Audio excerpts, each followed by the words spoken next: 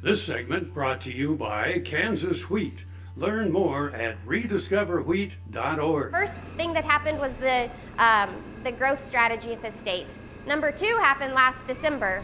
At the annual convention of the Kansas Livestock Association, they amended their policy. KLA has for a long time had policy on the books that supported a voluntary disease traceability system. In December, they added 4 words to their policy. 4 words: mandatory and for all cattle. So in KLA's policy, KLA is one of the largest cattle industry associations across the country. Their policy now supports a mandatory individual animal identification system across the nation for all cattle.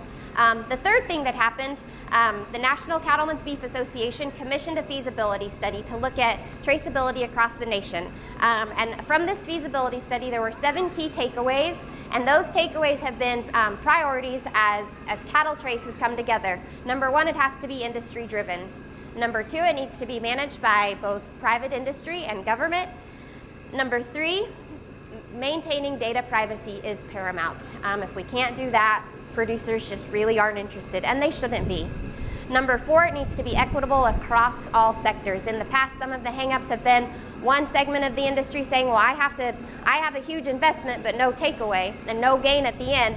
But these guys down here at the other end of the chain, they're getting all of the benefit and they don't have any of the cost. So if it's going to be successful in long term, it needs to be equitable across all industries. It has to be compatible with current industry practices.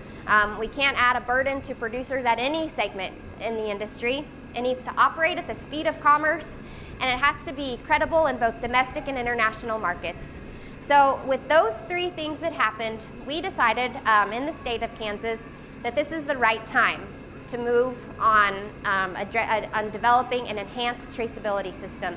And for the reasons that I talked about earlier, the size and scope of the industry, and the fact that in Kansas we have every segment of the industry. Kansas isn't the largest beef producing state in the country. There are states to the south of us and one to the north of us that have more cattle, but we have every segment. We have cow-calf ranches and stockers and backgrounders and feed yards and livestock markets and packers and processors.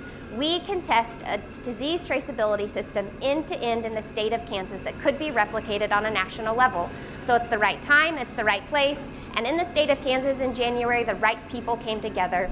We have a group, Cattle Trace is comprised of a group that includes the Kansas Livestock Association, the Kansas Department of Agriculture, Kansas State University, and individual producers.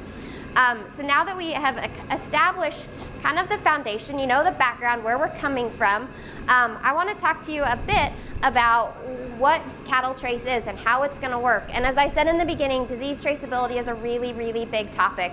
And much like Facebook, with their mission to focus on their priorities, we're doing the same thing. We have 3 key objectives with cattle trace. Number 1, we're going to develop a purpose-built infrastructure for disease traceability. Number 2, we're going to test it. And number 3, we're going to determine its value, both at the individual producer level and at the industry-wide level.